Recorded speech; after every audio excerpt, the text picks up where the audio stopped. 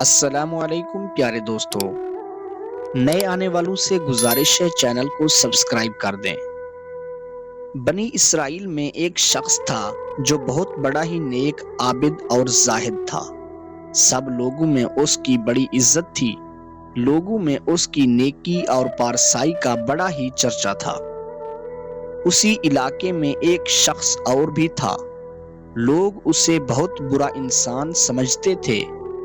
وہ تھا ہی ایسا بد عمل اور بد کردار، کوئی بھی اسے اچھا نہیں سمجھتا تھا۔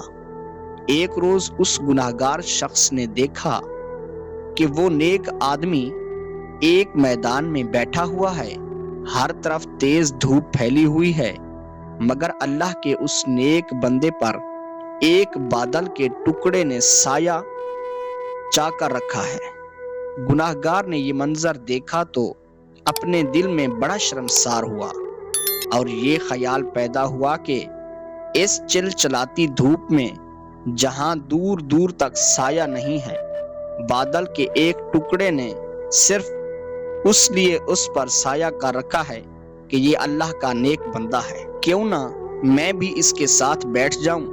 کیا خبر کہ اس کی برکت سے اللہ تعالی مجھے بھی بخش دے اور میری خطاؤں کو معاف فرما دے۔ یہ شخص عابد و زاہد کے پاس گیا اور اس کے ساتھ سائے میں بیٹھ گیا۔ اس کے بیٹھتے ہی اس عابد و زاہد شخص کے دل میں خیال آیا کہ یہ اپنے زمانے کا بدترین گنہگار اور پوری قوم میں بدنام شخص ہے۔ اس کے ساتھ تو کوئی بھی اپنا اٹھنا بیٹھنا پسند نہیں کرتا، یہ میرے پاس کہاں سے آ کر بیٹھ گیا؟ یہ خیال آتے ہی اس نے اسے رسوائے زمانہ کو اپنے پاس سے اٹھا دیا۔ وہ گنہگار شخص اٹھا اور چلا گیا، لیکن بادل کا وہ ٹکڑا بھی اس کے ساتھ روانہ ہو گیا اور اس کے سر پر یہ سایہ فگن ہو گیا۔ اس وقت کے پیغمبر کو وحی آئی کہ ان دونوں سے کہہ دو کہ نئے سرے سے اپنے اپنے اعمال کی ابتدا کریں، کیونکہ اس فاسق و فاجر نے جو کچھ کیا، ہم نے اس کے خلوص، حسن نیت اور جذبہ شرمساری کے سبب اسے بخش دیا اور اس کی پچھلی ساری خطائیں معاف کر دیں، جبکہ اس عابد کی تمام نیکیاں اور اچھے اعمال اس کے تکبر کی وجہ سے اس سے چھین لیے گئے۔ تو پیارے دوستو، آپ لوگوں نے اس کہانی سے کیا سبق حاصل کیا؟ کمنٹ سیکشن میں اپنی رائے کا اظہار ضرور دیجیے گا۔ آدھا کمبل۔ ایک دولت مند سوداگر کی بیوی مر گئی۔ تھوڑے عرصے بعد وہ خود بھی دمے کے مرض میں مبتلا ہو گیا، تو اس نے اپنی کل جائیداد اپنے جوان بیٹے کے نام کر دی۔ ہزاروں کی جائیداد پا کر پہلے تو نوجوان لڑکا اور اس کی بیوی سوداگر کی اچھی طرح دیکھ بھال کرتے رہے، مگر 6 مہینے بعد انہیں نظر انداز کرنا شروع کر دیا، جس سے علاج معالجہ بھی چھوٹ گیا اور کھانا بھی وہیں ملنے لگا جو معمولی طور پر گھر میں پکتا تھا۔ ایک دن نوجوان بیٹے نے باپ سے صاف کہہ دیا کہ آپ اپنی چارپائی دروازے پر بچھا لیں تو بہتر ہو، کیونکہ ہر وقت کھانستے رہتے ہیں، بچوں میں بیماری پھیلنے کا اندیشہ ہے۔ بیمار باپ کو صبر و شکر کے سوا چارہ ہی کیا تھا۔ اس نے کہا، مجھے کوئی عذر نہیں، مگر ایک کمبل اوڑھنے کو چاہیے، اس لیے کہ ابھی سردی باقی ہے۔ نوجوان نے اپنے چھوٹے بیٹے سے کہا، دادا کو گائے والا کمبل لا کر دے دو۔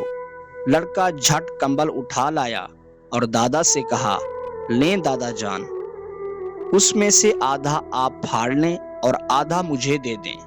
دادا نے کہا، بھلا آدھے کمبل سے سردی کیا جائے گی؟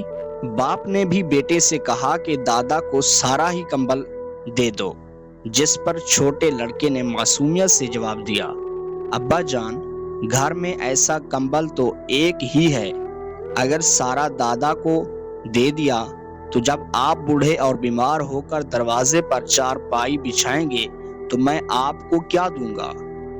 نوجوان باپ اپنے لڑکے کی یہ بھولی بات سن کر سہم گیا اور باپ سے معافی مانگ کر اس کی پوری اطاعت اور خدمت کرنے لگا، جس سے باپ بھی خوش ہو گیا اور بیٹے کی عاقبت بھی سنور گئی۔ بادشاہ اور قیدی۔ کسی بادشاہ نے ایک قیدی کے قتل کا حکم دیا۔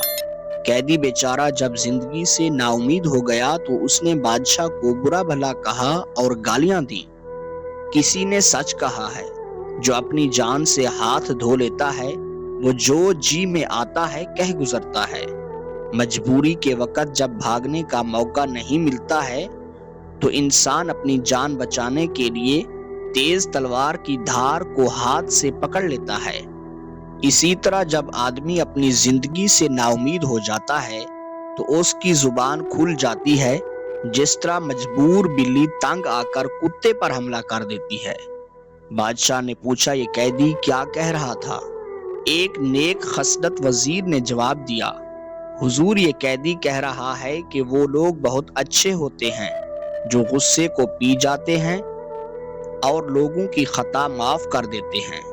یہ سن کر بادشاہ کو رحم آ گیا اور اس نے قیدی کی خطا معاف کر دی اور اس کو رہا کر دیا۔ یہ دیکھ کر ایک دوسرا وزیر جو پہلے وزیر کا دشمن تھا بول اٹھا کہ ہمارے ساتھی وزیر کو جھوٹ نہ بولنا چاہیے۔ اس قیدی نے بادشاہ کو برا بھلا کہا اور گالیاں بھی دیں۔ بادشاہ اس کی بات سن کر بہت ناراض ہوا اور کہا کہ پہلے وزیر کی جھوٹی بات تمہاری سچی بات سے مجھے زیادہ پسند آئی، کیونکہ وہ اس موقع پر مناسب تھی، اور تم نے جو سچی بات بتائی وہ مناسب نہ تھی اور تم نے بری نیت سے کہی تھی۔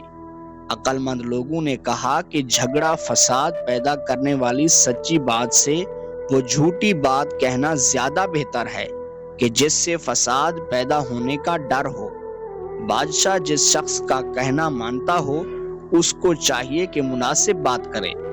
ایران کے بادشاہ فیرودو نے اپنے محل کے دروازے پر یہ تحریر لکھوائی تھی، اے بھائی، یہ دنیا کسی کا ساتھ نہیں دیتی، تم اپنے دل میں صرف اللہ کی محبت کو جگا دو، دنیا کی جائیداد پر ہرگز بھروسہ نہ کرو۔ اس دنیا نے تم جیسے بہت لوگوں کو پالا، پوسا اور بڑا کیا اور مار ڈالا۔